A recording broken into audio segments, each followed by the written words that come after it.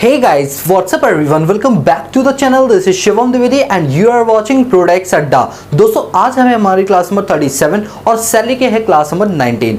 Make sure कि आपने last videos हमारी देखी होंगी सो दैट आपको आज की क्लास ज़्यादा समझ आएगी। आपको याद है लास्ट क्लास में हमने अपने पास परक्विजिट को 3 पार्ट में डिवाइड किया था, जिसमें पार्ट 1 में हमने ये पढ़ा था कि कुछ ऐसे परक्विजिट होते हैं जो टैक्सेबल होते हैं सभी के सभी एम्प्लॉयज़ के केस में। याद आ रहा है? लास्ट क्लास देख कर आए हो? इनकेस अगर नहीं भी देखी तो मैं यहाँ रिवीजन करा दूंगा, और अगर देख ली तो भी रिवीजन करा दूंगा सो दैट आपको जल्दी से मेमोराइज हो जाएंगे। और बचे हुए 2 केस आज हम करेंगे, यानी ये जो बचे हुए 2 केस है, ये वाला केस हम लास्ट क्लास में कर चुके थे, बट लास्ट क्लास में मैंने इसको लिखवाया नहीं था, तो मुझे ऐसा फील हुआ कि अगर मैं लिखवाऊंगा तो ज़्यादा अच्छे से आपको क्लियर होगा, तो इसीलिए मैंने यहाँ पर व्हाइट बोर्ड पर उसके जो मेन पॉइंट्स है वो यहाँ पर कवर कर लिया। ठीक है, तो चलो एक बार मैं इसके रिवीजन लगवा दूँ जो लास्ट क्लास में किया था, उसके बाद फिर हम अपने पास ये वाले टॉपिक्स आज कंप्लीट करेंगे। और दोस्तों आपकी जानकारी के लिए बता दूँ, परक्विजिट आज हमारा कंप्लीट हो जाएगा। हर हाल में आज मुझे कंप्लीट करना ही करना है।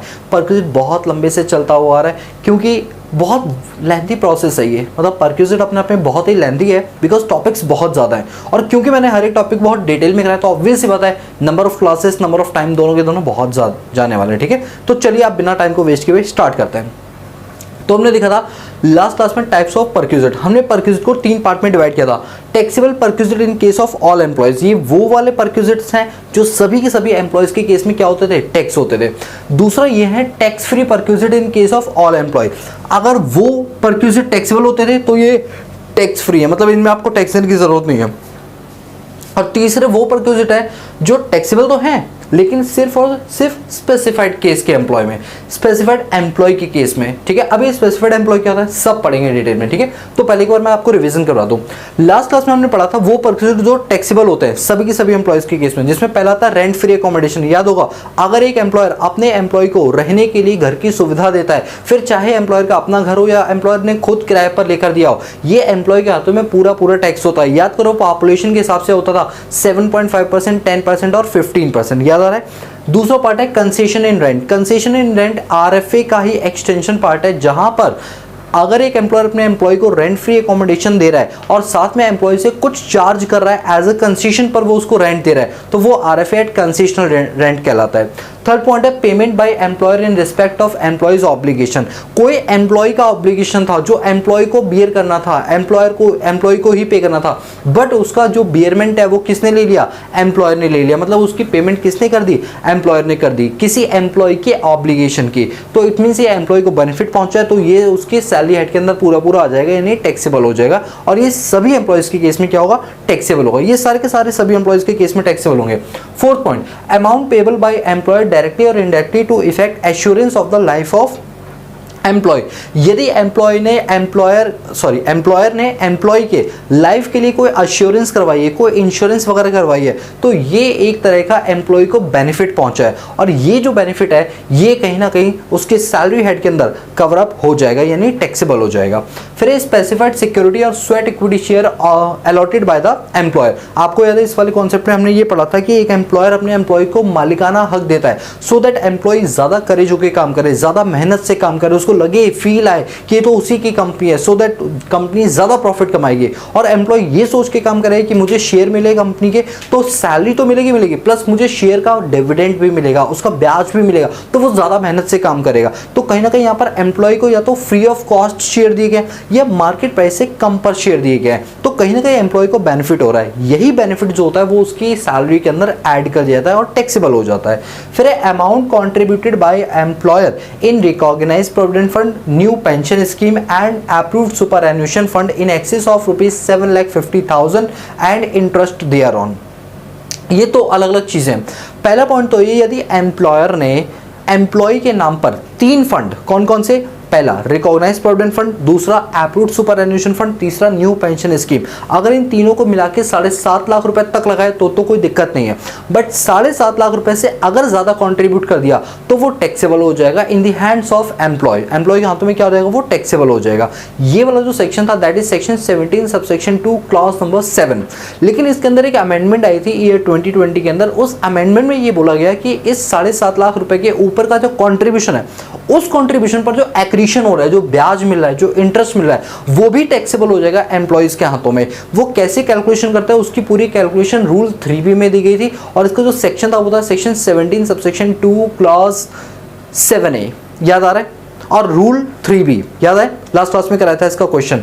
तो यही है वो इंटरेस्ट दे रहा हूँ। यदि एक्सिस एम्प्लॉय ने कंट्रीब्यूट किया, एम्प्लॉय ने 7.5 लाख रुपए से ज्यादा कंट्रीब्यूट किया, तो उस ज्यादा के ऊपर मिलने वाला ब्याज जो है वो भी आपका टैक्सेबल हो जाएगा, ठीक है। इसके बाद है एनी अदर फ्रिंज बेनिफिट। अब जो छोटे मोटे बच्चे कुछ बेनिफिट्स हैं वो सब किस में आ जाएंगे, फ्रिंज बेनिफिट में। जैसे इंटरेस्ट ऑन कंसेशनल लोन, कि कंसेशन पर आपको लोन प्रोवाइड करा दिया, इसमें एसबीआई का कौन सा वाला रेट लेते थे, उस प्रीवियस ईयर का पहले दिन जो 1 अप्रैल को उस प्रीवियस ईयर में जो रेट हुआ है एसबीआई का, उस रेट को एम्प्लॉयर के रेट से क्या करते हैं, कंपेयर करते हैं। जो डिफरेंस अमाउंट होता है वो एम्प्लॉय के हाथों में टैक्स कर दिया जाता है। दूसरा था ट्रैवलिंग, टूरिंग एंड एकोमोडेशन, याद आ रहा है। फिर था आपका free food, gift, voucher, credit card facility, club facility, use of movable assets और ट्रांसफर ऑफ मूवेबल एसेट्स, ये सारे के सारे कहलाते हैं फ्रिंज बेनिफिट। तो ये जितने भी हमने पढ़े ये सब के सब टैक्सेबल हो जाते हैं in case of all employ, either the employ is specified और not, it will be taxable in the hands of all types of employ. ये वाले सारे के सारे, ये थी लास्ट क्लास के रिवीजन। अभी आज की क्लास में हमको ये 2 टॉपिक अपने पास कंप्लीट करना है, जिसमें पहला टॉपिक है tax free perquisite in case of all employees, यानी कि ये वो बेनिफिट्स हैं जो सभी के सभी एम्प्लॉयज के केस में क्या है, बिल्कुल टैक्स फ्री है। टैक्स मतलब आपको टैक्स देने की जरूरत ही नहीं है। पहला पॉइंट, टेलीफोन फैसिलिटी। देखिए टेलीफोन फैसिलिटी में ये बोला है कि अगर एम्प्लॉयर ने एम्प्लॉय के घर में एक टेलीफोन की सुविधा दी है, तो ये जो टेलीफोन की सुविधा है ये ऑब्वियस सी बात है एम्प्लॉय कितना इससे बेनिफिट उठा लेगा। तो सरकार ने कहा कोई बात नहीं, इसको ना टैक्स फ्री रहने दो सभी के सभी एम्प्लॉयज़ के केस में, चाहे स्पेसिफाइड हो चाहे नॉन स्पेसिफाइड हो, सभी के सभी केसेस में क्या रहेगा, टैक्स फ्री रहेगा, कोई टैक्स देने की जरूरत नहीं। और जो चीज़ टैक्स फ्री है ऑब्वियस सी बात है वो सैलरी का पार्ट नहीं बनेगा, सेक्शन 15 की काउंटिंग में कवर नहीं होगा।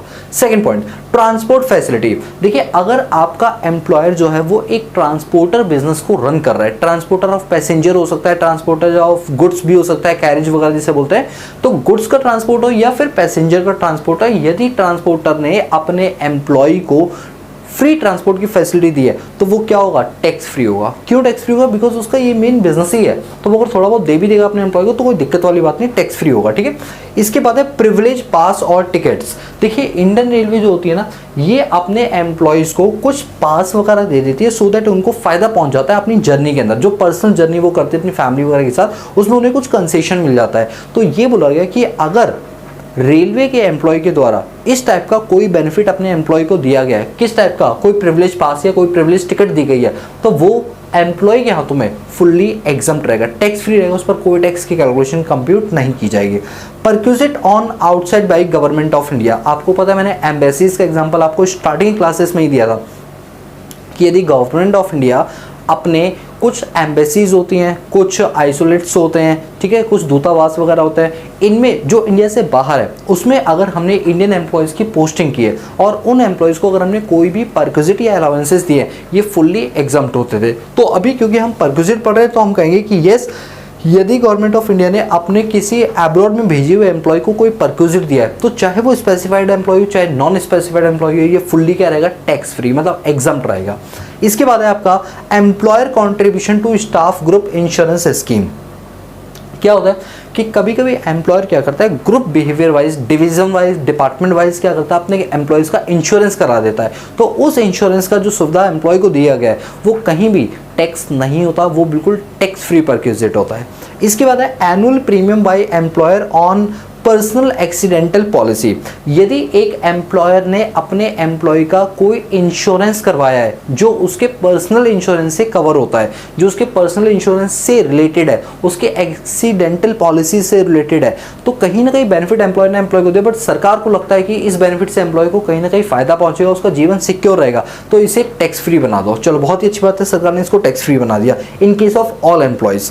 फिर है रिफ्रेशमेंट। देखिए रिफ्रेशमेंट नाम से ही समझ आ रहा है, रिफ्रेश देने वाली मेंट, बोले तो रिफ्रेशमेंट। अगर ये रिफ्रेशमेंट एम्प्लॉयज़ को दी जा रही है वर्किंग आवर के अंदर तो ये फुल्ली एग्जम्प्ट होती है। क्यों? क्योंकि रिफ्रेशमेंट कोई मील वगैरह नहीं होती, ये थोड़ी बहुत छोटी मोटी खाना पीना होता है जो काम के दौरान दिया जाता है, जिससे एम्प्लॉय थोड़ा सा काम को लेकर प्रोडक्टिव हो जाए, वो बोरियत फील ना करे। अगर वो बोरियत फील करेगा तो उसका कहीं ना कहीं इंपैक्ट प्रोडक्टिविटी पे पड़ेगा। तो गवर्नमेंट का हाँ इस टाइप की रिफ्रेशमेंट देना बहुत ज़्यादा ज़रूरी होता है एम्प्लॉयज़ को, तो इसलिए इसे क्या बना दो, टैक्स फ्री बना दो। क्योंकि अगर हम टैक्सेबल बनाएंगे तो कंपटीशन और ज़्यादा इन्हांस हो जाएगी और ज़्यादा कॉम्प्लिकेटेड हो जाएगी, तो चलो इस चीज़ को हटाओ। अगला पार्ट है आपका सब्सिडाइज्ड लंच। देखिए लंच जहाँ तक बात करते हैं तो लंच और जो आपकी रिफ्रेशमेंट है बोथ आर डिफरेंट। लंच एक प्योर मील होता है, प्योर एक खाना होता है। अगर उस खाने की कीमत 50 रुपये से ज़्यादा है तो टैक्सेबल है, 50 रुपये तक है तो फुल्ली एग्जम्प्ट है। तो वो लिखा है मील इज अप टू ₹50। फिर आपका रिक्रिएशनल फैसिलिटीज़। अगर कोई रिक्रिएशनल फैसिलिटीज़ किसी एम्प्लॉय को दे रहे हैं, फिर चाहे वो कोई भी हो, चाहे कंसेशनल हो चाहे आपका नॉन कंसेशनल हो, तो फुल्ली एग्जम्प्ट रहेगा, ठीक है। फिर आपका amount spend on training of employees. देखिए कई सारी जगहों पर जो अच्छी अच्छी जॉब्स होती है उन जगहों पर एम्प्लॉयज़ को ट्रेंड किया जाता है बाकायदा। जैसे अगर मैं एग्जांपल दूं मैकडॉनल्ड्स का, तो मैकडॉनल्ड्स क्या करती है अपने एम्प्लॉयज़ को, अब ऑब्वियस होता है मैकडॉनल्ड्स में जो वहाँ पर काम करने वाले लोग हैं वो बहुत ज़्यादा पढ़े लिखे लोग नहीं हैं, नॉर्मली हद से ज़्यादा होंगे तो ग्रेजुएट होंगे, उससे ज़्यादा कुछ नहीं होंगे। तो उन एम्प्लॉयज़ को ना इंग्लिश बोलनी नहीं आती है। अब मान लो कोई ऑर्डर लेने के लिए आया है, विदेश से आया है, और आप कैसे उससे ऑर्डर लोगे, आप अपनी रीजनल लैंग्वेज में थोड़ी लोगे। तो उनको उतनी इंग्लिश सिखाई जाती है जितनी कि वो अपने ऑर्डर को ले पाएँ और समझ पाएँ सामने वाले की। तो उनको जो ट्रेनिंग दी जा रही है, ज़रूरी नहीं वो इंग्लिश की ट्रेनिंग, वो खाना बनाने से रिलेटेड हो सकती है, बर्गर बनाने से रिलेटेड होती है, कस्टमर रिलेशनशिप मैनेजमेंट से हो सकती है, किसी भी चीज़ से रिलेटेड हो सकती है। यदि एम्प्लॉयर के द्वारा अपने एम्प्लॉय को कोई ट्रेनिंग दी जा रही है और उस पर खर्चा पानी किया जा रहा है तो ये एक तरह की सुविधा है। ये सुविधा टैक्स नहीं की जाएगी, it's a tax free. Because कहीं ना कहीं ये जो परक्विजिट जो सुविधा दी गई है ये एम्प्लॉय के अपने बेनिफिट का तो नहीं पता, लेकिन उसका एम्प्लॉयर को बेनिफिट बहुत पहुंचेगा, ठीक है, इसीलिए टैक्स फ्री बेनिफिट है। फिर अगला point, some payable by employer to recognise provident fund और अप्रूव्ड सुपर एन्युएशन फंड। ये अप्रूव्ड सुपर एन्युएशन फंड को शॉर्ट में लिखा हुआ है। तो अगर एम्प्लॉयर ने रिकॉग्नाइज प्रोविडेंट फंड एनपीएस और अप्रूव्ड सुपर एन्युएशन फंड में 7.5 लाख रुपए से कम पैसे लगाए तो वो टैक्स फ्री हो जाएगा। ये वाला पॉइंट, 7.5 लाख रुपए से ऊपर लगाओगे तो टैक्सेबल हो जाएगा, 7.5 लाख से नीचे लगाओगे तो ये टैक्स फ्री हो जाएगा, ठीक है। ये उसी की बात कर रहे हैं, इसी से इंटरलिंक है। इसका बाद आता है लीव ट्रैवल कंसेशन। आज की ही क्लास में मैं आपको लीव ट्रैवल कंसेशन पे पूरा डिटेल डिस्कशन कराऊंगा। सरकार ने कुछ पार्ट एग्जाम्प्ट किया है, अगर ये कंडीशन फॉलो करोगे तो एग्जाम्प्ट है, अदरवाइज नहीं है। अभी क्योंकि मुझे लगा कि इस पर मैं थोड़ा डिटेल और अच्छे से समझाना चाहता हूँ विद नंबर ऑफ क्वेश्चंस, तो इसलिए मैंने अभी इसको नहीं पढ़ाया। अभी जस्ट इसको देख लो, अभी जस्ट इसके बाद मैं एलटीसी का पॉइंट उठाने वाला हूँ। फिर अगला है मेडिकल फैसिलिटी। मेडिकल फैसिलिटी का मतलब होता है एक एम्प्लॉयर यदि एम्प्लॉय को कोई मेडिकल की सुविधा दे रहा है अप्रूव्ड हॉस्पिटल में, अपने हॉस्पिटल में, या फिर कोई चैरिटेबल हॉस्पिटल हो गया, या कोई ऐसा हॉस्पिटल जो गवर्नमेंट हॉस्पिटल है, चाहे स्टेट गवर्नमेंट रन करो या सेंट्रल गवर्नमेंट, यहाँ पर अगर कोई सुविधा मेडिकल की दी जाती है तो एम्प्लॉयर के द्वारा एम्प्लॉय को ये फुल्ली क्या हो जाती है, टैक्स फ्री हो जाती है। इस पर कोई एग्जम्पशन नहीं होता, पढ़ाया था लास्ट क्लास में, याद करना, ठीक है। इसके बाद आता है RFA, rent free accommodation conveyance facility to जज of supreme court and high court. High court और सुप्रीम कोर्ट के अगर कोई जज को कोई ऐसी सुविधा दी गई जो रेंट फ्री अकोमोडेशन और कन्वेंस आने जाने के लिए, आपको याद है इसमें कुछ सेक्शंस में मैंने आपको बताया थे, तो ये फुल्ली क्या होता है, एग्जम्प्ट होता है। तो ये सारे पॉइंट हो गए हमारे टैक्स फ्री परक्विजिट, जिनमें आपको कोई टैक्स देने की जरूरत नहीं होती। फिर आते हैं हम अपने पास taxable perquisite in case of specified employ. यदि अगर आप एक स्पेसिफाइड एम्प्लॉय हो तो आपको इन परक्विजिट के अगेंस्ट टैक्स देना पड़ेगा, ठीक है। तो क्या है वो, देखिए सबसे पहले ये जानो स्पेसिफाइड एम्प्लॉय क्या होता है। देखिए स्पेसिफाइड एम्प्लॉय अगर आप 3 में से एक कंडीशन भी फुलफिल करते हो तो you will be treated as a specified employ. जैसे नंबर वन ऐसा, नंबर 1 2 कुछ नहीं, बस ऐसे ही बता रहा हूँ। नंबर 1 ये है कि अगर आप एक कंपनी में एज ए डायरेक्टर एम्प्लॉय हो, फिर चाहे आप पार्ट टाइम हो या फुल टाइम हो, तो क्योंकि आप एक डायरेक्टर हो, अच्छी पोजीशन पर होल्ड करके बैठे हो कंपनी में, तो आप क्या कहलाएंगे, आप कंपनी के स्पेसिफाइड एम्प्लॉय कहलाएंगे, ठीक है। नंबर 2, आपने कंपनी के कोई इक्विटी शेयर्स वगैरह ले रखे हैं, आपकी जो होल्डिंग है वो 20% या उससे भी ज़्यादा है, तो ऐसे केस में आप उस कंपनी के लिए स्पेसिफाइड एम्प्लॉय कहलाएंगे। और तीसरा, यदि आपने जो सैलरी विड्रॉ की है वो साल में 50,000 रुपयों से ज़्यादा है, ठीक है, तो आप स्पेसिफाइड एम्प्लॉय कहलाएंगे। तो सच सीधा बोलो ना, स्पेसिफाइड एम्प्लॉय सभी एम्प्लॉयज़ को बोलता है। हाँ, बट सरकार ने बहुत घुमा फिरा के बोला हुआ है स्पेसिफाइड, हमको लगता है शायद कुछ एक्स्ट्रा ही होगा। अब ये बताओ 50,000 साल भर में कौन इंसान नहीं उठाता, एक लेबर भी 50,000 साल से ज़्यादा ही कमाता है, तो यानी लेबर भी इस केस में क्या बन जाएगा, स्पेसिफाइड एम्प्लॉय बन जाएगा, ठीक है। आप यहाँ पर प्लीज चेक करिए मीनिंग ऑफ स्पेसिफाइड एम्प्लॉय क्या होता है। डायरेक्टर ऑफ ए कंपनी, चाहे फुल टाइम हो चाहे पार्ट टाइम हो, दोनों के दोनों स्पेसिफाइड एम्प्लॉय माने जाएंगे। An employ who is substantial interest in the company, जिस एम्प्लॉय का कंपनी के ऊपर सब्सटेंशियल इंटरेस्ट है। सब्सटेंशियल इंटरेस्ट का मतलब 20% से ज़्यादा वोटिंग पावर उसके पास है। ऑब्वियस है तो इक्विटी शेयर को ही वोटिंग पावर मिलती है। Third, employ drawing in excess of ₹50,000 salary is exclusive of all benefit और amenities not provided by way of monetary benefit. मतलब 50,000 से ज़्यादा अगर वो कैश विड्रॉ करता है, मतलब एक तरह की सैलरी है, तो वो क्या हो जाएगा, आपका स्पेसिफाइड एम्प्लॉय हो जाएगा। और स्पेसिफाइड एम्प्लॉय के केस में ये वाले 5 जो होते हैं ये टैक्सेबल होते हैं, बाकी एग्जाम्प्ट रहेंगे। पहले point, provision of sweeper, gardener और वॉचमैन। यदि स्पेसिफाइड एम्प्लॉय को गार्डनर की सुविधा दी रही है, वॉचमैन की या स्वीपर की, तो ये क्या हो जाएगा, टैक्सेबल हो जाएगा। सेकंड केस है facility of use of gas, water and electricity. आपको याद होगा मैंने गैस, वाटर, इलेक्ट्रिसिटी में ये बताया था कि यदि एम्प्लॉयर का अपना रिसोर्स है तो कॉस्ट ऑफ प्रोडक्शन ले लेना, वैल्यू ऑफ परक्यूजिट, और एम्प्लॉयर का अपना रिसोर्स नहीं, उसने खुद कहीं से लेकर दिया, तो जो वो एक्चुअल रेंट पे करे वही बन जाएगा वैल्यू ऑफ परक्यूजिट, और अगर कोई अमाउंट एम्प्लॉय से मिल गया तो वो माइनस हो जाएगा। तो यही है कि कोई भी गैस, वाटर की सुविधा दी गई, इलेक्ट्रिसिटी की सुविधा दी गई एम्प्लॉय को एम्प्लॉयर के द्वारा, तो वो क्या हो जाएगा, टैक्स हो जाएगा। बट एम्प्लॉय कैसा होना चाहिए, स्पेसिफाइड एम्प्लॉय होना चाहिए। फिर थर्ड है फ्री और कंसेशनल टिकट। अगर कोई टिकट्स वगैरह आपको दी गई फ्री ऑफ कॉस्ट या फिर कुछ पैसे लेकर, तो भी आपका आपका टैक्सेबल कर दिया जाएगा स्पेसिफाइड एम्प्लॉय के केस में।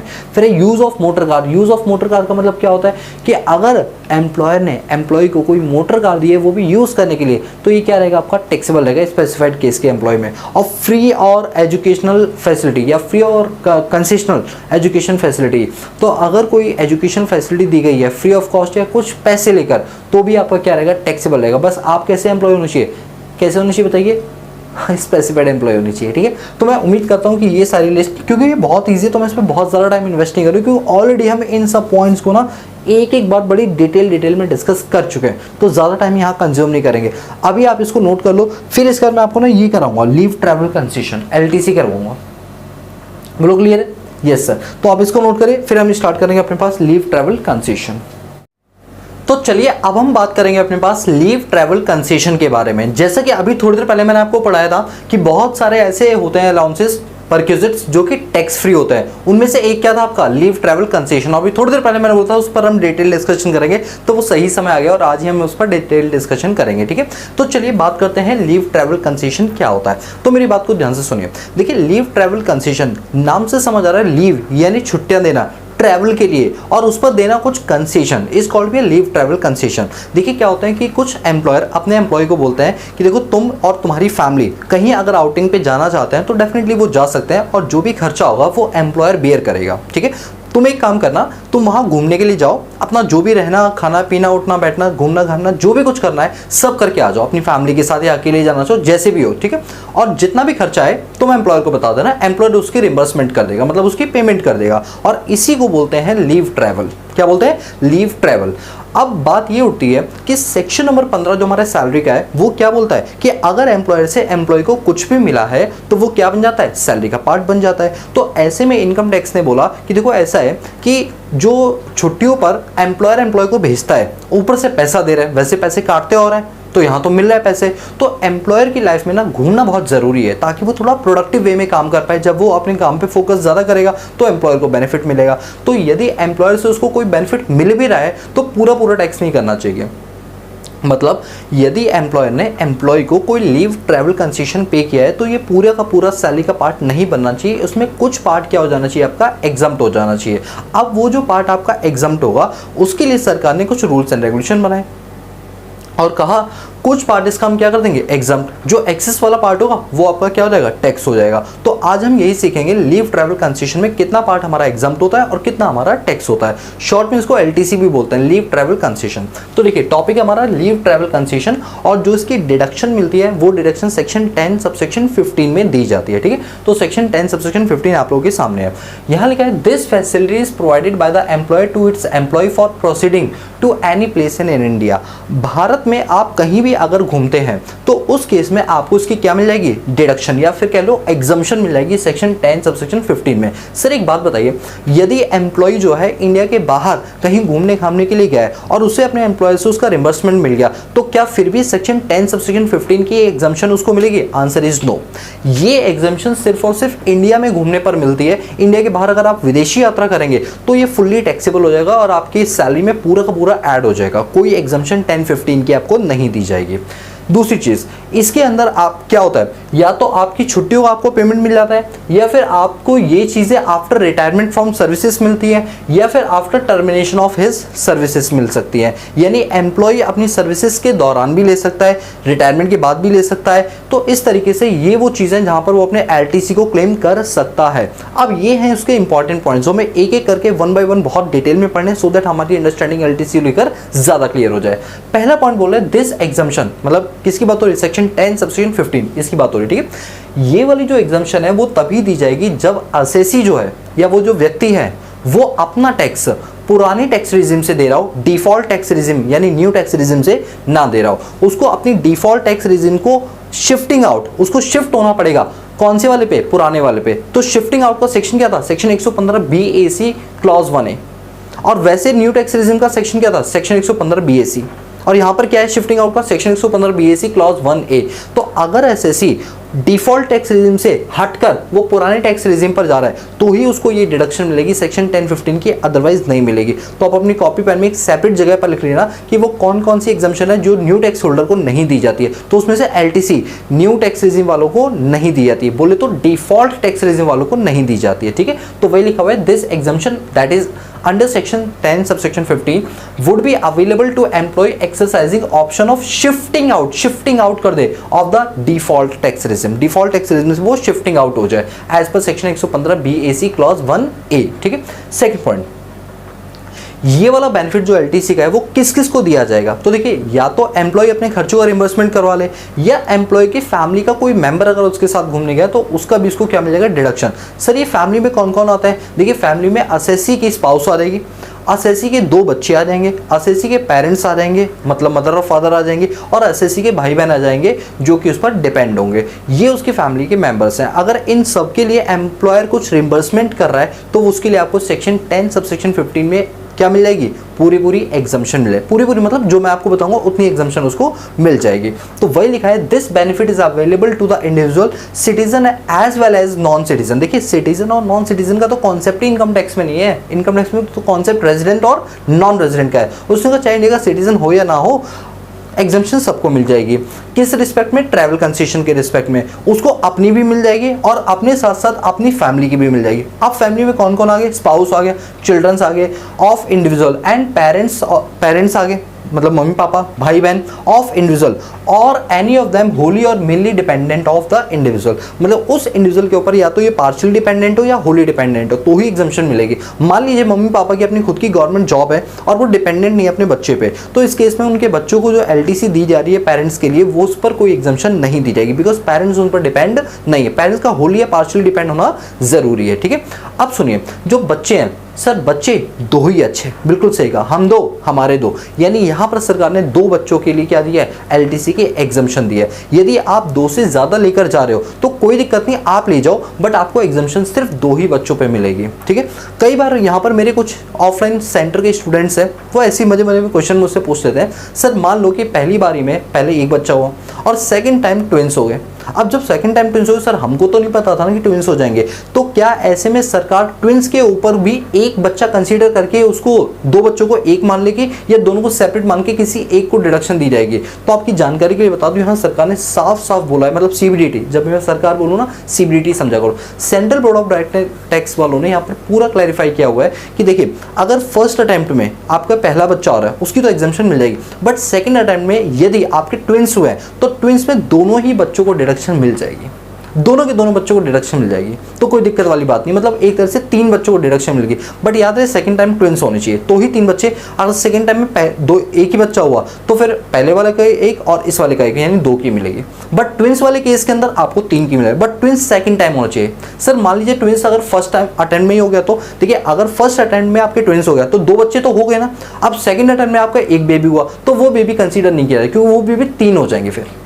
सर पहले भी तो 3 होते भाई, पहले वाले तो मजबूरी थी ना कि सेकंड टाइम आपको नहीं पता, फर्स्ट टाइम और जो थर्ड केस बताया उसमें तो पहली बार में ही ट्विंस हो गए, तो आपको तो पता ही था 2 बच्चे हो गए, तो तीसरा क्यों किया? ठीक है, सरकार बिल्कुल क्लियर इस चीज को लेकर, 2 ही बच्चे 2 ही अच्छे, बट सेकंड टाइम ट्विंस हो गए तो तुम्हारी तो कोई दिक्कत वाली बात नहीं, तुम्हें तो पता ही नहीं था, बट पहली बार में हो गए तो भाई दूसरा क्यों किया, फिर तुमने तीसरा क्यों किया? समझ लो। तो यहाँ पर बच्चों को लेकर पॉइंट मैंने पहले क्लियर कर दिया, only 2 childrens of individual after 1/10/1998, because ये अमेंडमेंट 1998 में आई थी, ठीक है।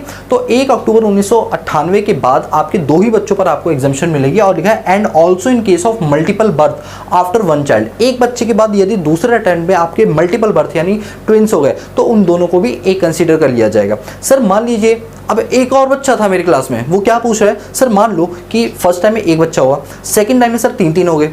तो मैंने उसको बोला भाई साहब एक बात बताओ, ये बच्चे हैं पिल्ले कर रहे हो आप, जो 3 की बात कर रहे हो, कभी सुना है 3? अगर बाई चांस हो जाए तो भाई यहाँ पर सरकार ने ट्विंस की बात नहीं बोली, बोला है कि अगर मल्टीपल बर्थ हो रहा है, फिर चाहे तुम 3 करो, 4 करो, 5 करो, सेकंड टाइम सबको मिल जाएगी।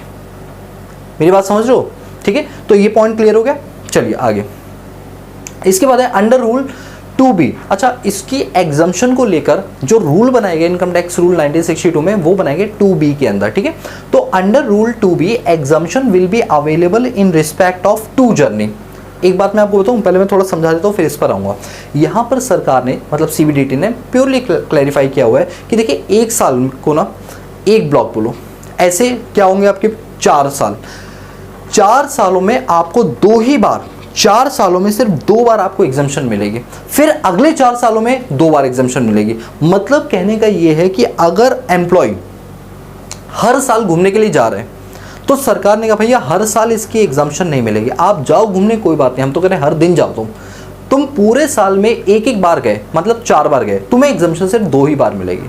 मतलब 4 कैलेंडर ईयर में 2 एग्जम्पशन, 2 ब्लॉक की एग्जम्पशन मिलेगी बस। आ रही बात समझे।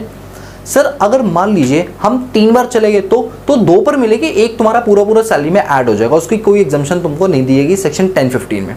सर अगर मान लो पहले 4 सालों में हम एक बार भी घूमने नहीं गए, और अगर गए भी तो एम्प्लॉयर ने हमको LTC नहीं दिया, बट 4 साल के बाद अब हम घूमने के लिए जा रहे हैं, तो सरकार ने बहुत अच्छी है, सरकार ने कहा देखो जो तुमने पीछे अनअवेल्ड वाला था ना, जो 2 तुम अनअवेल्ड कर गए थे, उसमें से एक कैरी फॉरवर्ड कर लो, एक तो लैप्स हो गया तुम्हारा, बेकार हो गया, उसमें से एक तुम कैरी फॉरवर्ड कर लो, यानी अगले 4 सालों में उस साल की 2 जर्नी और एक जो कैरी फॉरवर्ड, मतलब 3 जर्नी का तुम्हें क्रेडिट मिल जाएगा, मतलब 3 जर्नी की तुम्हें एग्जाम्पशन मिल जाएगी। मैं फिर से पॉइंट को रिपीट करता हूं, देखिए सुनिए, 1 2 3 4 ऐसे 4 साल है, ठीक है।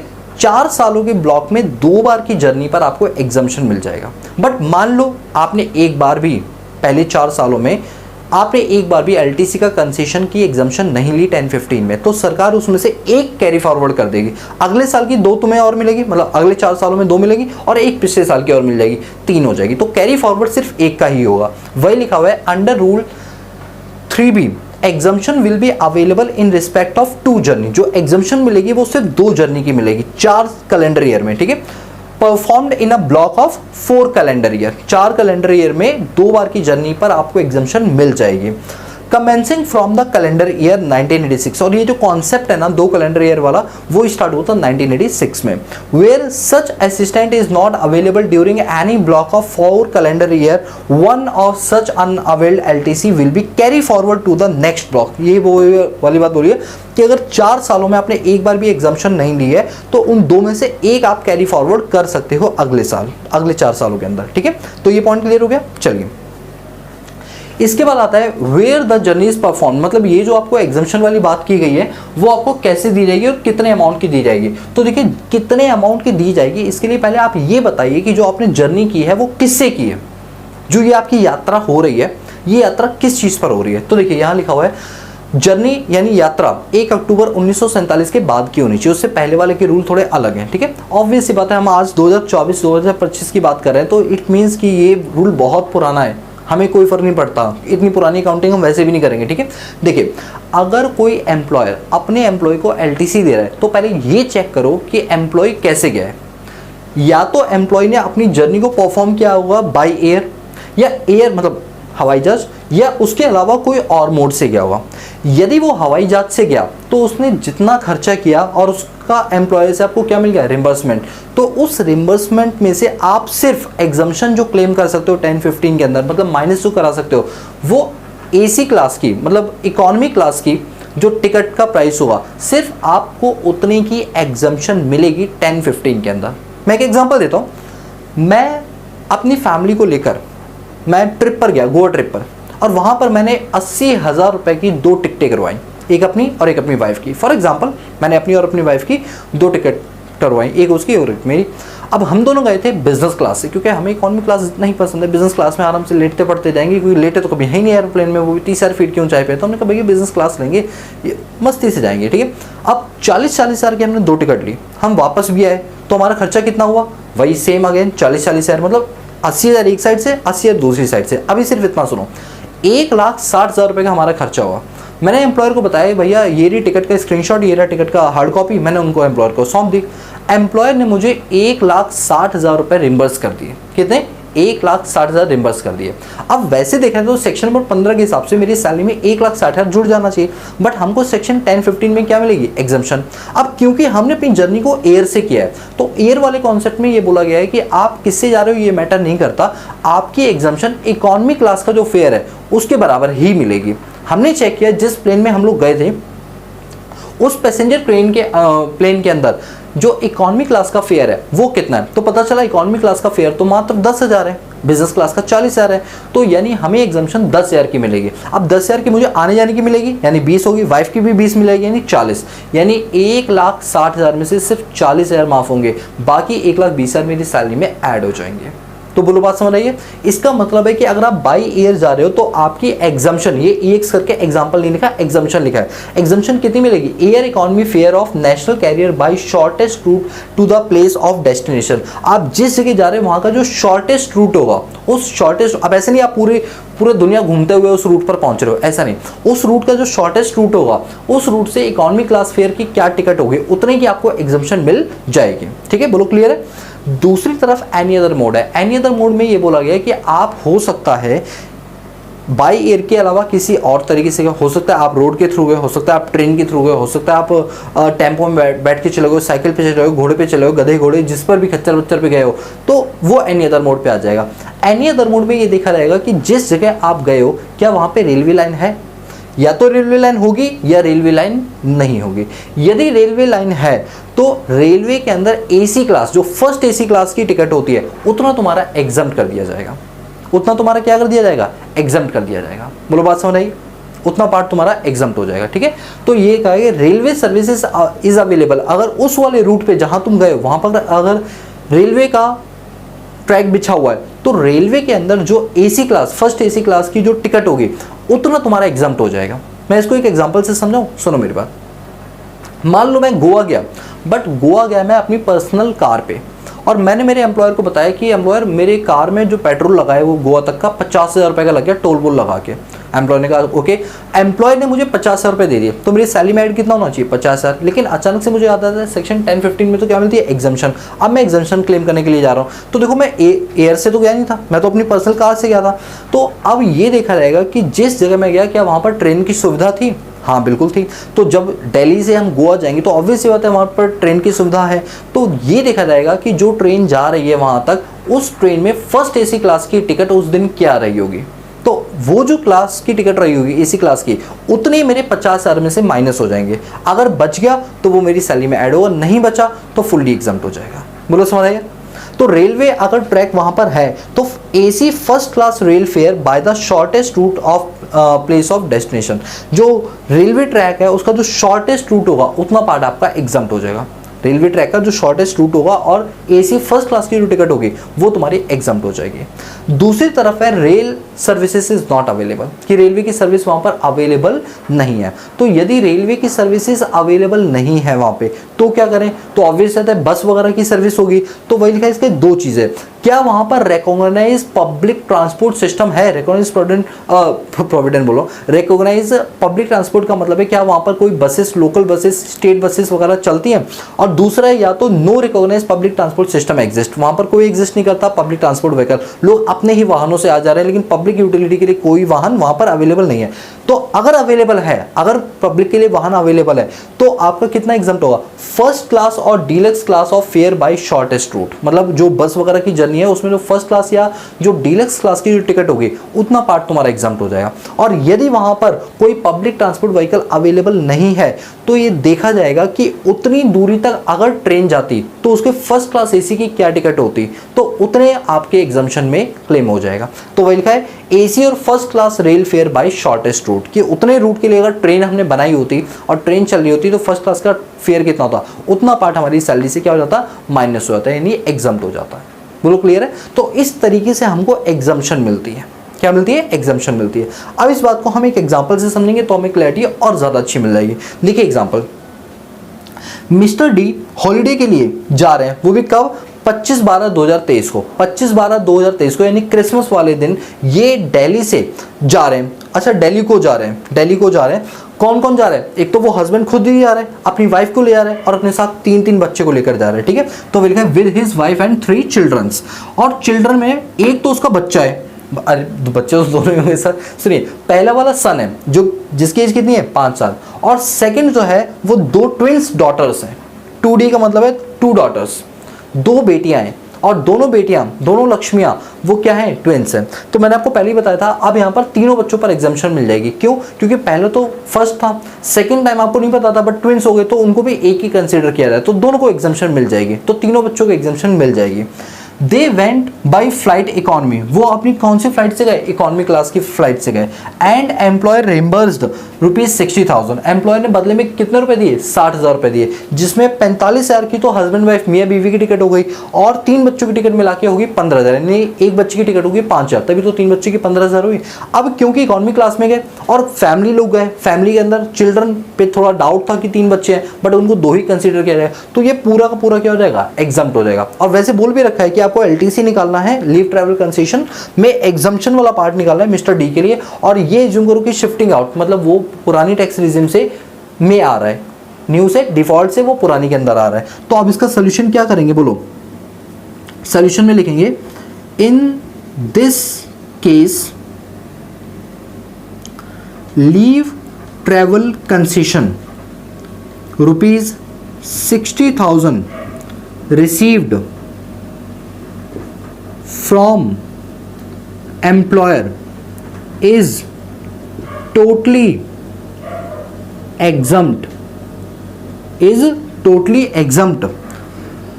under section 10 subsection 15। बताइए, 60,000 रुपये जो मिले वो पूरे के पूरे क्या है, एग्जम्प्ट है। बोलो क्लियर है? लेकिन सर अगर इसी क्वेश्चन में मान लो ये जो डॉटर्स हैं ये ट्विंस नहीं है, टोटल 3 बच्चे हैं, पहला लड़का, दूसरी लड़की, तीसरी भी लड़की, अब बताइए क्या होगा, और तीनों लड़कियां घूमने के लिए गई हैं, और 15,000 मतलब 2 लड़कियां 1 लड़के अपने घूमने के लिए गए, तो उस केस में ना अब ये बताओ 15,000 3 बच्चों के लिए हो जाएंगे, तो 15,000 डिवाइड बाय 3, तो एक बच्चे का कितना है, 5,000, तो एक बच्चे का माफ नहीं होगा, सिर्फ 2 ही बच्चे का माफ होगा, यानी 5,000 जो है वो टैक्सेबल हो जाएगा सैलरी के अंदर, अगर ऐसा होता तो। बोलो क्लियर है? तो मैं उम्मीद करता हूं कि इस एलटीसी वाले टॉपिक को इस एग्जांपल से आपने समझा तो आपको प्रॉपर समझ में आ गया हो। मैं साइड और नोट करो, बचा हुआ पार्ट और करेंगे अभी हम, ठीक है? अभी हम क्या करने के लिए जा रहे हैं, अभी इसके बाद ना मैं आपको एक टॉपिक कराऊंगा जिस टॉपिक का नाम है section 17 subsection 3 profit in lieu of salary, वो भी करा दूं। तो मैं सोच रहा हूँ अगली क्लास से ना मैं ICAI के ये जो बुक है ना, इस मॉड्यूल के जो क्वेश्चंस दे रखे हैं सैलरी चैप्टर के, वो मैं करा दूँ। मतलब आज मैं सोच रहा हूँ सैलरी पूरा ही निपटा दूँ, क्यों उसके लिए एडिशनल वीडियो बनाया जाए। लोग क्लियर है? तो चलो एक बार नोट करो, फिर हम आज ही निपटा देते हैं इस चैप्टर को पूरी तरीके से। तो चलिए दोस्तों, अब हम क्लास को बिल्कुल एंड मोमेंट पर ले आए, मतलब अब सैलरी का बिल्कुल आखिरी सांस से चल रही सैलरी की, बस थोड़े टॉपिक बचे, सैलरी चैप्टर अभी फिनिश हो जाएगा पूरा 100%, ठीक है? तो चलिए अभी हमारे पास जो टॉपिक है दैट इज सेक्शन 17 सबसेक्शन 3। दोस्तों आपको याद होगा जब मैंने आपको सेक्शन नंबर 15 to 17 कराया था, बताया भी था सैलरी का सेक्शन 15, 16 और 17 3 सेक्शन होता है। सेक्शन 15 चार्जिंग सेक्शन होता है सैलरी का। सेक्शन 16 में 3 पॉइंट्स थे। सेक्शन 16 क्लॉज 1 है स्टैंडर्ड डिडक्शन, सेक्शन 16 क्लॉज 2 किसके लिए था, वो entertainment allowance, section 16 clause 3 professional tax, ठीक है? फिर सेक्शन 17 की सीरीज शुरू होती है जिसमें 3 होते हैं। 17(1) meaning of salary, section 17(2) meaning of perquisites जो अभी जाके फाइनली हमारा कंप्लीट हुआ है। फिर आता है section 17(3) that is profit in lieu of salary. बस ये करते के साथ चैप्टर फिनिश, ये लास्ट सेक्शन है हमारा, ठीक है? तो profit in lieu of salary का जो section that is section 17 subsection 3। अब ये क्या होता है, सुनो बात को। देखो क्या होता है कि कभी कभी सैलरी के अंदर कुछ ऐसे अमाउंट्स आ जाते हैं जो बड़े ही अनसर्टेन होते हैं, उनके बारे में आपको भी नहीं पता होता कि क्या चीज़ है, बट हमको उनको सैलरी मानना पड़ता है। बट वो सैलरी की जगह हम उनको एक प्रॉफिट मान लेते हैं, बट वो शामिल हम सैलरी में कर लेते हैं, इसीलिए वर्ड यूज़ किया गया profit in lieu of salary, कि सैलरी के नाम पर दिया जाने वाला प्रॉफिट, जिसको हमने सैलरी ट्रीट कर लिया अपने पास, दैट इज सेक्शन 17 सबसेक्शन 3। देखिए सबसे पहले लिखा है amount of any compensation due to और received by any SSC from his employer और the former employer in connection with the, in correction के मतलब सुनिए, एक एम्प्लॉयर या फॉर्मर एम्प्लॉयर के द्वारा एम्प्लॉय को यदि इनमें से कोई कॉम्पनसेशन मिल रहा है तो this compensation will be called as a profit in lieu of salary. Compensation number 1, termination of his employment. जैसे क्या होता है कि जब एक एम्प्लॉयर अपने एम्प्लॉय को टर्मिनेट करता है यानी उसको निकाल देता है यानी उसका कार्यकाल समाप्त हो गया, तो एम्प्लॉयर के द्वारा अगर कुछ एम्प्लॉय को दिया गया है तो वो profit in lieu of salary, क्योंकि अब उसके बाद से उसका एम्प्लॉयर एम्प्लॉय रिलेशनशिप एग्जिस्ट नहीं करेगा। टर्मिनेशन जैसे नहीं होता, कभी कभी कुछ एम्प्लॉयज होते हैं जो कभी कभी बदतमीजी से बात कर देते हैं बट वो जायज़ बात करते हैं, बट एम्प्लॉयर को वो रास नहीं आती, तो एम्प्लॉयर कहता है देखो जो भी तुम्हारा हिसाब किताब बनाओ मुझे बताओ प्लस इतना एक्स्ट्रा लेकर जाओ और आइंदा से इस कंपनी में मत आना। यानी टर्मिनेशन के वक्त जो पैसा आपको मिल रहा है वो आपका सैलरी तो है बट सैलरी में भी क्या है, profit in lieu of salary है। Point number 2, modification of terms and condition of employment. देखिए क्या होता है कि कभी कभार बहुत सारे एम्प्लॉयज होते हैं वो अपने रेज्यूमे के अंदर इतना कुछ लिख देते हैं जितने वो होते नहीं है, बट वो लिख देते हैं और उनकी कम्युनिकेशन स्किल्स बहुत अच्छी होती है। तो क्योंकि उनकी कम्युनिकेशन स्किल्स अच्छी होती है तो एम्प्लॉयर या एचआर को लगता है शायद ये कैपेबल है उस पर्टिकुलर पोस्ट के लिए। आपकी रिक्रूटमेंट हो जाती है, आपका सिलेक्शन भी हो जाता है, उसके बाद आप काम पे जाते हो। जब आप काम पे जाते हो तो उससे पहले एम्प्लॉयर को लगता है ये तो बहुत ही अच्छा एम्प्लॉय हमारा, कहीं ये भाग ना जाए, तो एक काम करो इससे एक कॉन्ट्रैक्ट साइन करवा लो, एक बॉन्ड साइन करवा लो कि अगले 2 साल तक तुम हमारे यहाँ पर ही काम करोगे। अगर 2 साल से पहले तुमने जॉब छोड़ी तो कंपनी को 1 लाख रुपए दोगे और कंपनी ने तुम्हें निकाला तो कंपनी तुमको 2 लाख रुपए देगी। मतलब एक कॉन्ट्रैक्ट कर लिया जाता है एम्प्लॉयर के द्वारा एम्प्लॉय के साथ। तो क्योंकि एम्प्लॉय ने तो बहुत बड़ा चढ़ा के बोला है, बाद में एम्प्लॉयर को पता चलता है एम्प्लॉय ने तो रेज्यूमे में जो चीज़ें लिखी है एक्चुअली में उसको वो चीज़ें आती ही नहीं है, बट ऊपर से उसने चीज़ें इतनी अच्छी कम्युनिकेशन स्किल्स के साथ बताई कि हम बड़े इंप्रेस होकर उसको सेलेक्ट कर लिया। बाद में पता चला ऐसा कुछ भी नहीं है। अब हम उसे कह रहे भाई तू जा, रहने दे, तेरे बस की बात नहीं है, तू कहीं और देख ले। एम्प्लॉय क्या बोलेगा, सर ऐसा बॉन्ड पेपर साइन कराया था तो बॉन्ड पेपर के मुताबिक आपको कॉम्पनसेशन देना पड़ेगा 2 लाख रुपए का, हाँ 2 लाख रुपए का, क्योंकि आपने कहा था यदि 2 साल से पहले मैं तुम्हें निकालूंगा तो 2 लाख रुपए मैं दूंगा और अगर तुम खुद निकले तो 1 लाख रुपए तुम देना। तो अकॉर्डिंग टू द रूल आपको 2 लाख रुपए देने पड़ेंगे। देखिए एम्प्लॉय खेल गया यहाँ पर। तो इसका मतलब जब एम्प्लॉय इस टाइप का कोई कॉम्पनसेशन देगा तो वो कहलाएगा profit in lieu of salary. बताइए समझ आया, वो कॉम्पनसेशन क्या कहलाएगा, profit in lieu of salary कहलाएगा। ठीक है, तो वही लिखा है मॉडिफाई करना, मॉडिफिकेशन करना, चेंज करना in terms and condition of employment. अच्छा ऐसा भी हो सकता है कि एम्प्लॉयमेंट 2 साल को बढ़ा के 3 साल किया जाए, तो एम्प्लॉय बोलेगा नहीं सर 2 ही साल के लिए ठीक है, आपने स्टार्टिंग में 2 साल बोला था।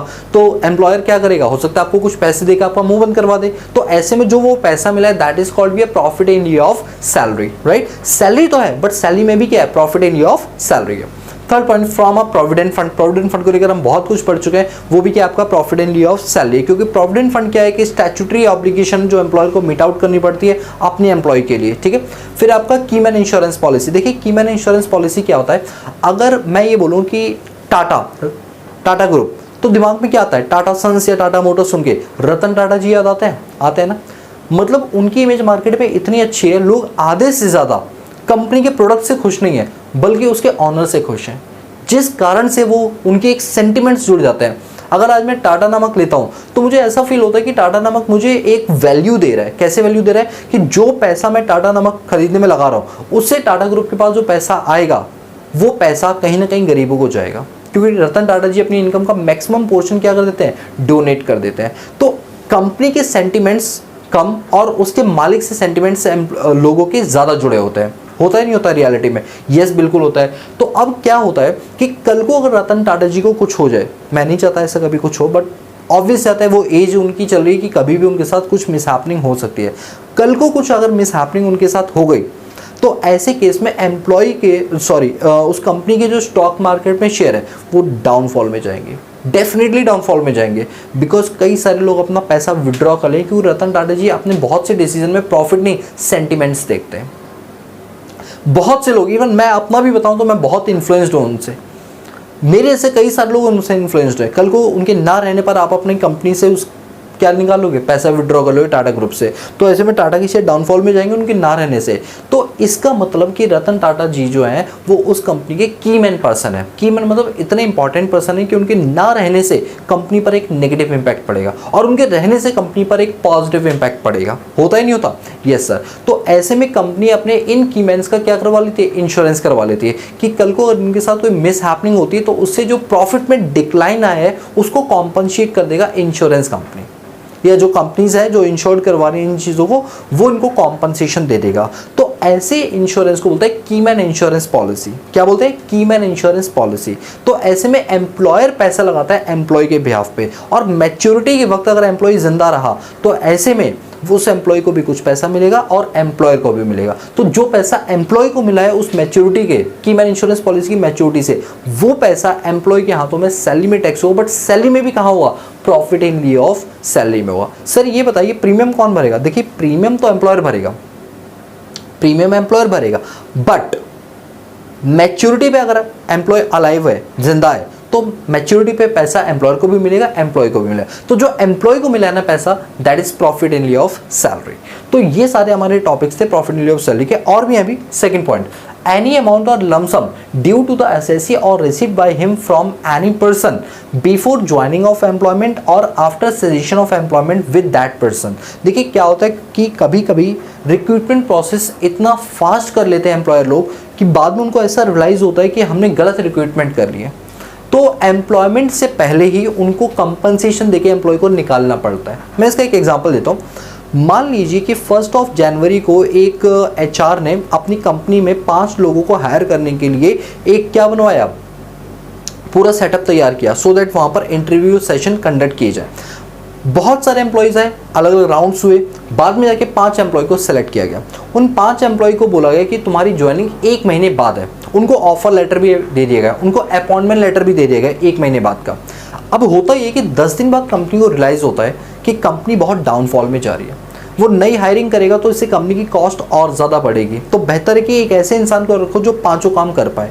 5 एम्प्लॉयज़ मत रखो, एक ही रखो। तो ऐसे में उन्होंने अपने एम्प्लॉय से बात की और कहा कि ऐसे कि हम किसी कारणवश, वो रीज़न नहीं बताया, किसी कारणवश हम आपको इस जॉब में नहीं रख सकते।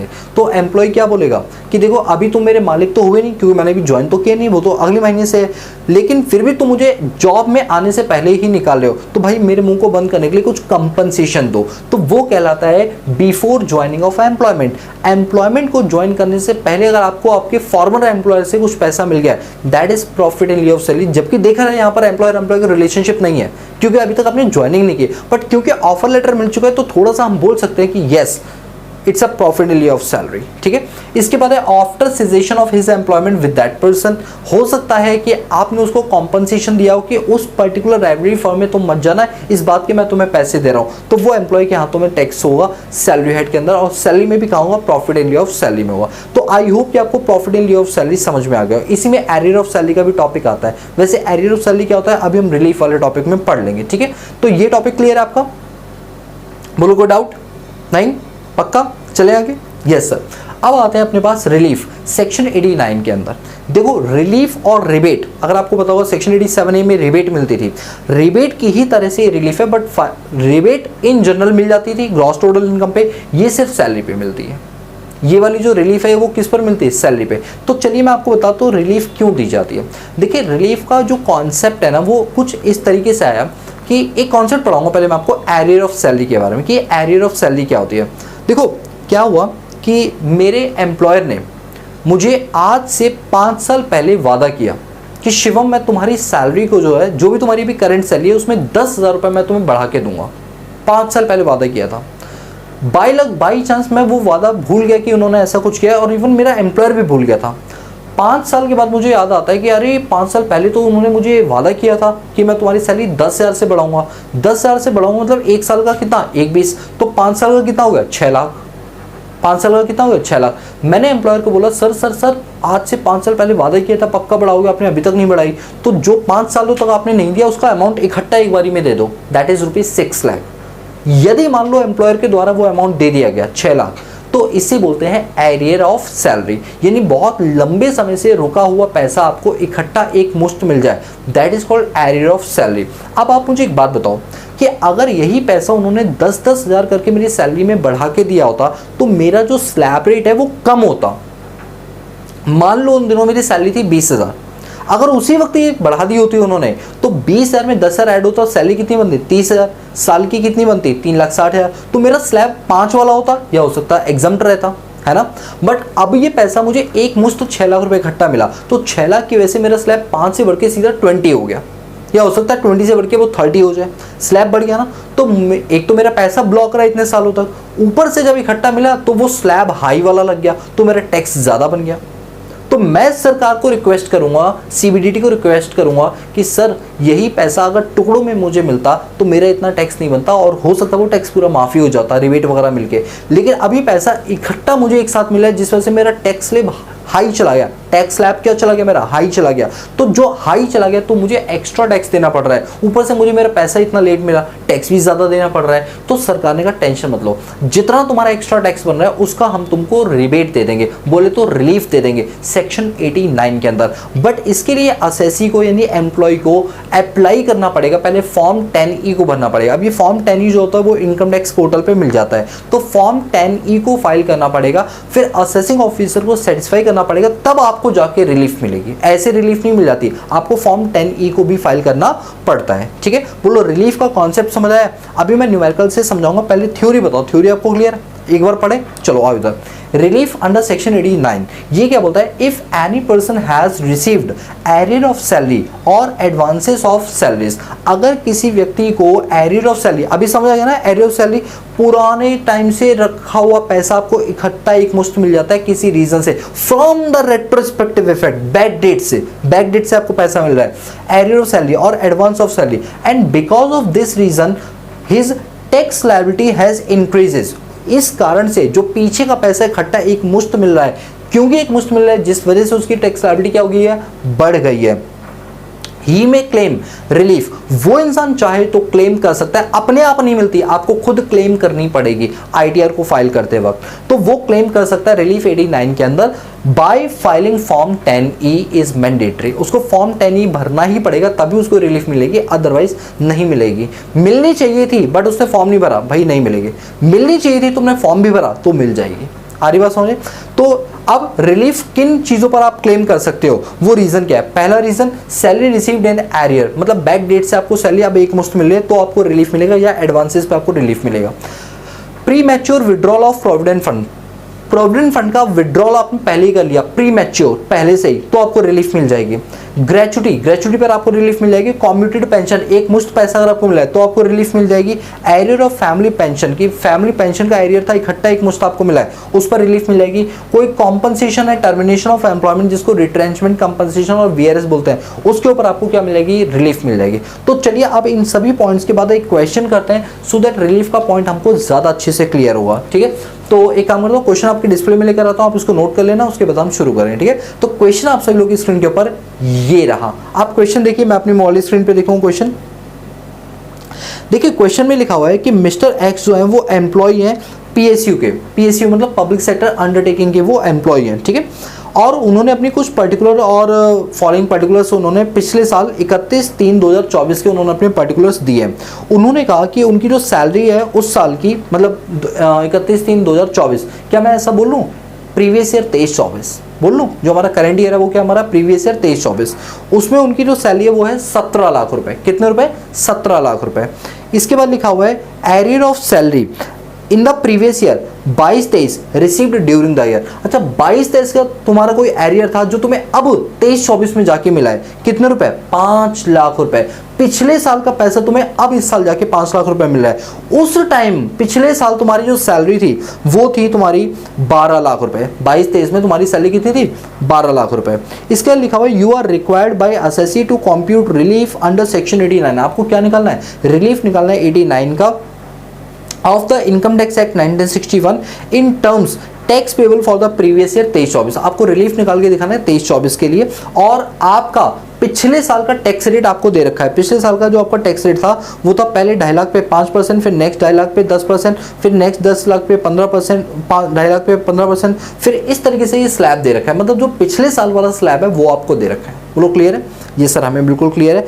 रिबेट आपको अलाउ करना है if total income is up to ₹5 lakh, the maximum rebate would be 12,500। मतलब ये पहले पुराने वाला सिस्टम दे रखा है कि पहले वाले सिस्टम के अंदर पिछले साल में जो रिबेट मिलती थी वो 5 लाख तक मिलती थी, वो भी कितनी 12,500 या जो एक्चुअल टैक्स है। ये हमारा क्वेश्चन है, आपको इसमें रिबेट निकालना है। ठीक है, क्या निकालना है? रिबेट। तो चलिए मैं आपको सिखाता हूँ रिबेट कैसे निकालते हैं। तो चलिए स्टार्ट करते हैं। देखिए, रिबेट को निकालने के लिए आपको सबसे पहले ना 4 टैक्स निकालने पड़ेंगे, 4 टैक्स। ठीक है, चलो एक काम करते हैं, मैं कुछ फैक्ट्स यहाँ पर लिख रहा हूँ, आप मेरे साथ साथ ध्यान देना। यहाँ पर मैं करूँगा अपने पास सॉल्यूशन। ठीक है, सॉल्यूशन में लिखूँगा कैलकुलेशन। अच्छा, ये क्वेश्चन आया हुआ क्वेश्चन है, ये जून 2009 में 5 नंबर का क्वेश्चन आया था एग्जाम के अंदर ICAI में। Calculation of relief, calculation of relief under section 89। हम कैलकुलेट करना सीखेंगे रिलीफ किसमें? सेक्शन 89 के अंदर। ठीक है, तो देखिए फैक्ट्स के हिसाब से अभी मैं क्वेश्चन के कुछ फैक्ट्स लिखूंगा। तो इसमें 2 साल है, एक तो 23-24 है और एक 22-23 है, 2 ईयर है हमारे।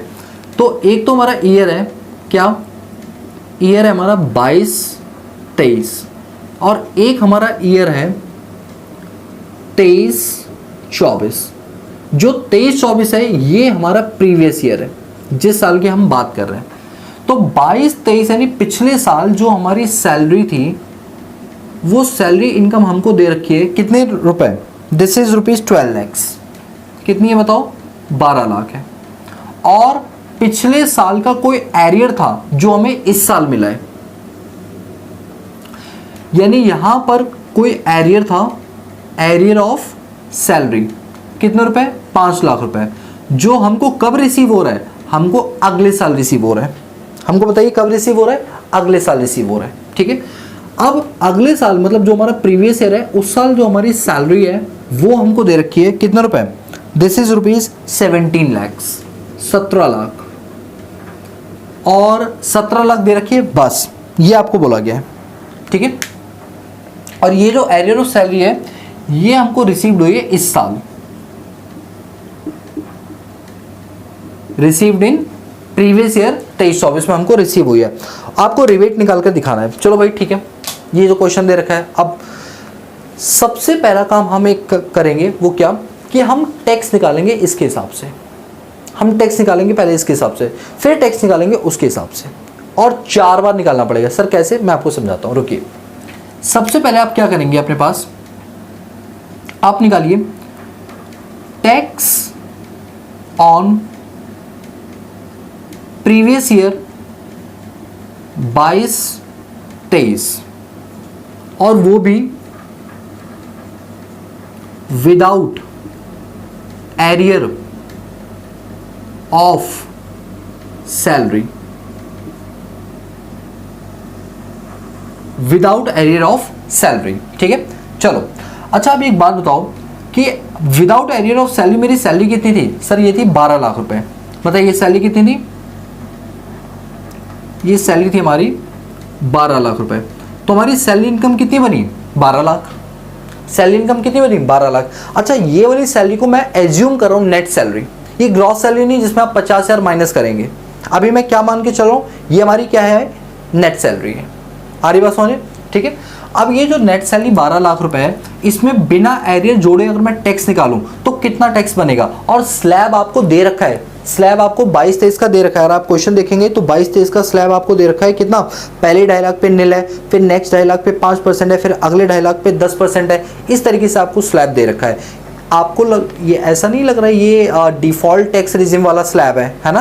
क्योंकि ओल्ड स्लैब वाले में तो 2.5 लाख से लेकर 5 लाख तक था, है ना? ये डिफॉल्ट टैक्स वाला है। चलो टैक्स निकालते हैं इसका। अब टैक्स निकालेंगे 12 लाख पे। ठीक है, तो कैसे निकालेंगे मैं आपको सीधा बताऊं, ये जो स्लैब रेट आपको दे रखा है क्वेश्चन में इसके अकॉर्डिंग निकालो। ठीक है, तो इसके अकॉर्डिंग अगर मैं निकालता हूं तो पहले 2.5 लाख माफ है। ठीक है, फर्स्ट 2,50,000 इज एग्जाम। चलो एक काम करते हैं, इसको ना हम यहाँ निकाल ही लेते हैं क्योंकि मुझे लगता है आप कहीं कंफ्यूज ना हो जाए, इसलिए तो यहाँ पर निकाल देता हूँ। लो भाई, फर्स्ट 2,50,000 पहले 2.5 लाख पे टैक्स रेट बनेगा निल। फिर नेक्स्ट 2.5 लाख पे टैक्स का रेट है 5% जो कि बनेगा 12,500। इसके बाद नेक्स्ट 2.5 लाख पे रेट है 10% जो कि बनेगा 25,000। इसके बाद नेक्स्ट 2.5 लाख पे रेट है 15%, तो 2.5 लाख का 15%, 2.5 लाख का 15%, दिस इज 37,500। कितना? 37,500। अच्छा कितना हो गया? ये टोटल अभी तक हो गया मेरा 10 लाख, 10 लाख हो गया। अब सिर्फ 2 लाख बचे। अब मैं लिखूंगा बैलेंस ₹2 लाख, क्योंकि अब दो इन सबको करो 12 आ जाएगा, ठीक है। उस पर क्या रेट है? 20%, जो कि आपका आ जाएगा 40,000। तो टोटल कर दो, ये आपका आ जाएगा 1,15,000। अब इसमें ऐड करेंगे health education cess at the rate 4%, ठीक है। तो इसका 4% निकाला 4,600, तो टैक्स बना 1,19,600, 1,19,600। क्लियर है? 1,19,600 बना। ये जो मैंने अपने पास कैलकुलेशन की है ये पिछले साल की गई। पिछले साल जब हमें सैलरी 12 लाख मिली होगी तो हमने इतना टैक्स गवर्नमेंट को जमा करवा दिया होगा।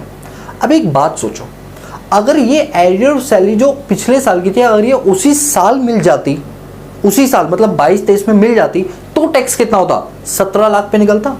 तो सैलरी कितनी मान जाती? 17 लाख, क्योंकि ये profit and loss of salary करके सेक्शन 73 में ऐड हो जाता, तो सैलरी बनती 17 लाख। अब 17 लाख पे टैक्स निकालो। किस पर निकालो? 17 लाख पे। तो अब हम 17 लाख पे निकालेंगे। ये लो, विदाउट एरियर होगा। अब यहां पर लिखेंगे tax on previous year 23-24 with arrear of salary, with arrear of salary. अच्छा, अगर एरियर ऑफ सैलरी अब मैंने जोड़ दिया तो 12 लाख सैलरी, 5 लाख एरियर का, कितना होगा टोटल? 17 लाख। तो अब मेरी जो सैलरी मानी जाएगी वो कितनी मानी जाएगी? 17 लाख। सैलरी कितनी मानी जाएगी? 17 लाख रुपए। बताइए, समझ आया? सैलरी कितनी माने? हम 17 लाख मानते हैं, ठीक है। अब जरा 17 लाख पे इसी स्लैब से टैक्स निकालो। चलो भाई निकाल देते हैं। अगर यही स्लैब हम यूज करते हैं तो हम कहेंगे फर्स्ट 2.5 लाख पे कोई टैक्स नहीं है, निल। उसके बाद नेक्स्ट 2.5 लाख पे 5%, तो लो नेक्स्ट 2.5 लाख पे हम निकालेंगे 5%, दिस इज 12,500। फिर नेक्स्ट 2.5 लाख पे, अगले 2.5 लाख पे 10%, 25,000। फिर अगले 2.5 लाख पे 15%, 37,500। इसके बाद अगले, अच्छा अब कितने हो गए टोटल हमारे पास? ये हो गया हमारे पास 10 लाख। तो अभी 2.5 लाख और निकल सकता है हमारा, ठीक है। अगले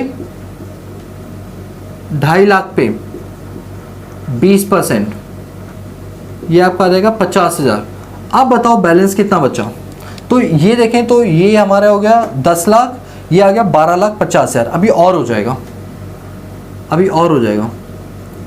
नेक्स्ट ₹2.5 लाख पे 25%। अरे स्लैब हमारा यही है ना? हाँ स्लैब यही है, ठीक है, स्लैब यही चल रहा है। तो अब हम करेंगे 25 लाख का 25%, दिस इज 62,500। अच्छा अभी तक कितना टैक्स हो चुका है आप देखो? 1 2 3 4 5 6, यानी कि 2.5 लाख इंटू में 6, यानी 15 लाख तक टैक्स हो चुका। अब 15 के ऊपर कितना है? 16 17, यानी 2 लाख। अब हम लिखेंगे बैलेंस 2 लाख, बैलेंस ₹2 लाख। उसके ऊपर रेट लगाएंगे 30%, दिस इज 60,000। अब हम इन सबको जोड़ेंगे तो 12,500 plus 25,000 plus 37,500 plus 50,000 plus 62,500 plus 60,000। This is 2,47,500। ये बना आपका 2,47,500। इसमें हम ऐड करेंगे health education cess at the rate 4%, into में 4%, दिस इज 9,900। इसमें ऐड कर देंगे 2,47,500, सो दिस इज 2,57,400। अब आप ध्यान देना इधर, जब हमने पिछले साल का टैक्स निकाला विदाउट एरियर ऑफ सैलरी तो इतना टैक्स बना, विद एरियर ऑफ सैलरी निकाला तो इतना टैक्स बना। कोई डाउट? अब एक काम करो, जो काम आपने यहां किया इन दोनों का पहले डिफरेंस निकाल लो। मैं इसको बोलूंगा ए और इसको बोलूंगा बी, ठीक है? ए और बी ये बोलूंगा बस। अब हम क्या करेंगे, अब सेम काम करेंगे हम किस साल? प्रीवियस ईयर में। तो मैं लिखूंगा tax on previous year 23-24 without arrear, without arrear से निकालेंगे, ठीक है? कितना आएगा? तो इस केस में हमारी सैलरी कितनी थी? अच्छा बताओ, हमारी प्रीवियस ईयर में सैलरी कितनी थी? 17 लाख। सर इसको क्या माने, ग्रॉस या नेट? देखो क्वेश्चन में कुछ बोला नहीं है, मैं इसलिए नेट मानूंगा, ठीक है? इस 17 लाख को क्या मानूंगा मैं? नेट सैलरी मानूंगा। इसके ऊपर क्या निकालेंगे? अब हम टैक्स निकालेंगे, इसके ऊपर टैक्स निकालेंगे। सर ये बताओ आप कौन सा स्लैब लोगे? देखो मैं इसके अंदर न्यू टैक्स रेजिम लूंगा, क्योंकि मुझे यहाँ पर देख के पता चल गया ये न्यू टैक्स रेजिम है। और अभी जो हमारी न्यू टैक्स रेजिम है उसके हिसाब से जो स्लैब चल रहा है दैट इज पहले 3 लाख माफ, फिर अगले 3 लाख पे 5%, इस तरीके से चल रहा है वो स्लैब, ठीक है? तो हम उसके अकॉर्डिंग निकाल लेते हैं अपने पास। चलिए तो हम कहेंगे फर्स्ट रुपीज 3 लाख, पहले 3 लाख पे कोई टैक्स नहीं है, निल।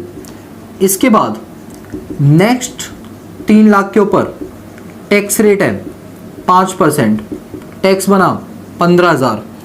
फिर नेक्स्ट 3 लाख पे रेट है 10%, टैक्स बना 30,000।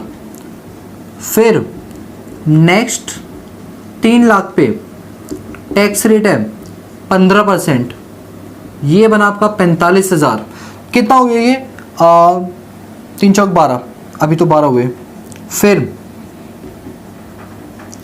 3 लाख पे 20%, ये भी देखते रहना इनकम से ज्यादा ना हो जाए। 1 2 3 4 5, 3 5 जा 15, 15 लाख, 16 17, 2 लाख बैलेंस बचा है, क्योंकि 17 लाख टैक्स करना है ना।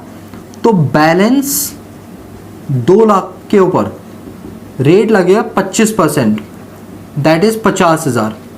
इन सबको ऐड कर देंगे, 15,000 प्लस 30,000 प्लस 45,000 प्लस 60,000 प्लस 50,000, ये आपका आ गया 2 लाख। आपका टैक्स बना 2 लाख। इसमें ऐड कर देंगे health education cess at the rate 4%, तो इसका 4% आपका रहेगा 8,000। तो ये बना आपका 2,08,000 रुपये, ठीक है? कितना बना? 2,08,000 रुपये। इसके बाद अब मैं टैक्स निकालूंगा विद एरियर। सर क्या कर रहे हो? अरे वही कर रहा हूँ ना, जैसा ऊपर क्या वैसे इस साल के लिए कर रहा हूँ, कुछ नया थोड़ी कर रहा हूँ, टेंशन मत लो। अब हम क्या करेंगे? विद एरियर के साथ निकालेंगे। चलो ठीक है सर, निकाल लो।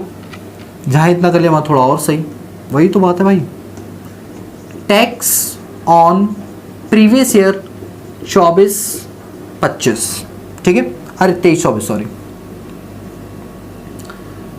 23-24 विद एरियर, विद एरियर, ठीक है? अब यहां पर हमारी सैलरी कितनी बनेगी? सर अगर अब हम विद एरियर के हिसाब से निकालें तो जो 5 लाख रुपए हमें यहां पर मिले, अगर वो यहां मिलेंगे तो सैलरी जो 15 लाख है, सॉरी 17 लाख है, वो 5 लाख से बढ़ जाएगी। सैलरी कितनी बनेगी? 22 लाख। सैलरी कितनी बनेगी? 22 लाख। तो अब मैं 22 लाख पे टैक्स निकालूंगा। कितने पर? 22 लाख पे। तो यहां पर लिखेंगे फर्स्ट रुपीज 3 लाख, पहले 3 लाख पे टैक्स का रेट निल। इसके बाद नेक्स्ट 3 लाख पे tax rate is 5%, this is 15,000। 15,000। फिर नेक्स्ट 3 लाख पे 10%, 30,000।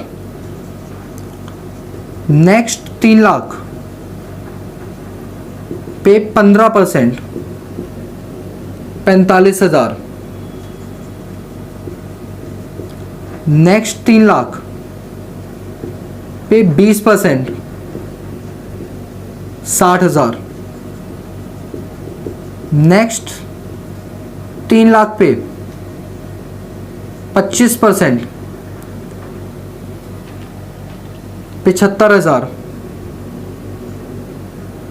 और जो बैलेंस बचा, कितना बचा?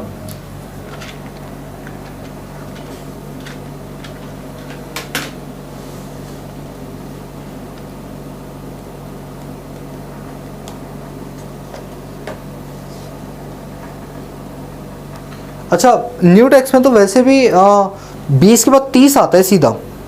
न्यू टैक्स में तो 20 के बाद 5, 10, 15, 20 और 30 आता है। 30 आता है भाई, मुझे डाउट लग ही रहा था, मुझे डाउट हो गया था। 30% आता है, करते करते ही भूल के बताओ। ठीक है, कितना हुआ? 1, 2, 3, 4, 5, तो ये हो गया 15 लाख। तो 22 में से 15 माइनस कर दो, बैलेंस बचा 7 लाख। तो अब जो ये हमारा बैलेंस आया ना, दैट इज ₹7 लाख। इसके ऊपर रेट लगेगा 30%, ये आपका आ जाएगा 2,10,000। तो अगर ये 2,10,000, तो यहाँ भी तो चेंज करना पड़ेगा, यहाँ भी तो 30 लेना पड़ेगा। हाँ, यहाँ भी 30 लेना पड़ेगा। ये वाला पार्ट भी गलत हो गया, हो सही कर देते हैं। उम्मीद है कि सही समय पर हुआ, बाद में होता तो दिक्कत हो जाती। तो यहाँ भी कितना लेंगे? 30। तो ये कितना हो जाएगा? 60,000। ठीक है, तो पहले मैं इसको सॉल्व कर दूँ। 15,000 प्लस 30,000 प्लस 45,000 प्लस 60,000 प्लस 60,000, ये आपका आया 2,10,000। 2,10,000 का 4% आया 8,400। तो टैक्स बना 2,18,400। ठीक है, अब यहाँ पर करते हैं इसका total. 15,000 plus 30,000 plus 45,000 plus 60,000 plus 2,10,000, ये आपका बना 3,60,000, 3,60,000। ठीक है, चलो 3,60,000 और इसका निकालेंगे 4%, 14,400 plus health education cess 4%, 14,400। So this is 3,74,400। ये हमारा टैक्स आया 3,74,400। ठीक है, अब सुनो मेरी बात, मैं इसको नाम दूंगा C और इसको नाम दूंगा D। अब मैं क्या करूंगा, ध्यान से सुनो, मैं निकालूंगा इन दोनों का डिफरेंस, मैं निकालूंगा इन दोनों का डिफरेंस, दोनों का डिफरेंस निकालूंगा। अब आप मुझे बताओ दोनों का डिफरेंस कितना आएगा। ठीक है, अगर मैं करता हूं B माइनस ए, B माइनस ए, B कितना है?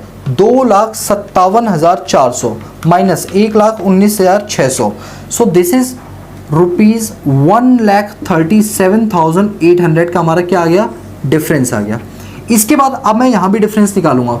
यहाँ जब मैं डिफरेंस निकालूंगा तो मैं क्या बोलूँगा? D माइनस सी कितना आएगा? 3,74,400 माइनस 2,18,400, दिस इज ₹1,56,000। डिफरेंस कितना आया? 1,56,000 रुपये। अब मेरी बातों को प्लीज सभी लोग ध्यान से सुनेंगे, बस खत्म हो गया क्वेश्चन। थोड़ा टेक्निकल दिख रहा है वैसे, है नहीं, एक आधे क्वेश्चन खुद करोगे अपने आप क्लियर हो जाएंगे। सुनो, देखो, मेरा अगर एरियर उस वक्त मिल जाता, मेरा एरियर अगर उसी वक्त मिल जाता तो मेरा टैक्स कितना एक्स्ट्रा बनता? 1,37,800। कितना बनता? 1,37,800। बट क्योंकि तुमने एक साल लेट दिया, तो एक साल लेट देने की वजह से मेरे टैक्स में जो डिफरेंस आया वो है 1,56,000। कितना आया? 1,56,000। तो जो इन 1,56,000 है, तो इसमें से इसको माइनस कर दो। तो 1,56,000 में से 1,37,800 माइनस कर दो, तो 18,200 रुपये बना मेरा रिबेट। तो जो ये मेरा है ना, इसमें से मैं माइनस करूंगा रिबेट। अंडर सेक्शन 89 मैं 18,200 रुपये यहाँ से माइनस करूंगा और बैलेंस अमाउंट अपना पे कर दूंगा 3,74,400। दिस इज 3,56,200, यानी मैंने 18,200 का रिबेट दे दिया। रिबेट कैसे निकाला? इन दोनों का डिफरेंस, इन दोनों जो डिफरेंस है दैट इज 18,200 रुपए। This is called rebate under section 89, ये रिबेट है। मैं एक बार फिर से बताऊं ये कॉन्सेप्ट क्या था। ये कॉन्सेप्ट ये था कि मेरा अगर एरियर ऑफ सैलरी उसी साल मिलता तो टैक्स ये बनता, लेकिन उस साल नहीं मिला तो टैक्स ये बना। दोनों का डिफरेंस, इस साल मुझे टैक्स एरियर ऑफ सैलरी मिला, मेरी इनकम बढ़ गई, जिस वजह से मेरे टैक्स में इंक्रीमेंट आया इतने रुपए का, तो इसमें से ये माइनस कर दो। यानी मेरा टैक्स उस साल अगर मिलता तो इतना बनता ना एक्स्ट्रा, बट इस साल मिलने के से 156 बना, तो कितना एक्स्ट्रा बना? 18,200, इतने का तुम्हें रिबेट मिल गया। ये रिबेट 89 के थ्रू निकला है। बोलो इतनी बात समझ में आई कि रिबेट 89 के थ्रू हमने कैसे निकाला? बताओ। अरे क्लियर है रिबेट कैसे निकाला? इस क्वेश्चन को 1 से 2 बार जरूर करना अपने आप, प्रॉपर समझ आएगा।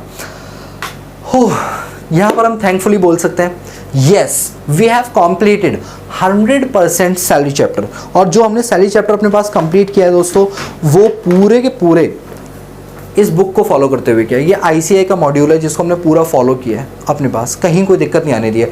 बल्कि अभी इस मॉड्यूल में एक चीज़ और रहती है, सैलरी कॉन्सेप्ट सारे कंप्लीट हो गए, अब इसके रहते हैं न्यूमेरिकल्स। न्यूमेरिकल वैसे मैंने साथ के साथ कराए भी हैं इसी बुक से, बट लास्ट में ना चैप्टर के इसमें अच्छे अच्छे न्यूमेरिकल्स दे रखे हैं। इसके लिए मैं अलग वीडियोस बनाऊंगा और 2 वीडियोस के अंदर मैं पूरे कंप्लीट न्यूमेरिकल करा दूंगा सैलरी के बचे हुए, सो दैट आपको प्रैक्टिकल नॉलेज और अच्छी हो जाएगी। ठीक है, वैसे सैलरी चैप्टर के थ्योरेटिकल क्लासेस सारी खत्म हो गए, अब कुछ हम इसके क्वेश्चंस करेंगे so that previous year questions, so that हमारी अंडरस्टैंडिंग और ज़्यादा बेहतर हो जाए। और बाकी क्योंकि चैप्टर पूरा हो चुका तो सारे के सारे नोट्स आपको फ्री ऑफ कॉस्ट बिल्कुल सही सुना, हम आपको देने वाले हैं। और इसके लिए आपको हमारे टेलीग्राम चैनल प्रोडेक्ट्स अड्डा पे जाना पड़ेगा, वहां पर ये notes free of cost available हैं। जाके डाउनलोड कीजिए, प्रिंट आउट निकालिए, लिखने वाला टाइम पूरा सेव करिए। ठीक है, सो गाइस अगर हमारी ये मेहनत आपको पसंद आ रही है तो प्लीज़ चैनल को लाइक शेयर सब्सक्राइब करना मत भूलना। और दोस्तों हो सके तो कॉमेंट क्या करो अगर कोई भी दिक्कत हो, सो दैट मैं उसका प्रॉब्लम सॉल्व करके अगली वीडियो में लेकर आऊँ। बहुत देर बाद कमेंट करोगे तो प्रॉब्लम हो जाएगी। ठीक है,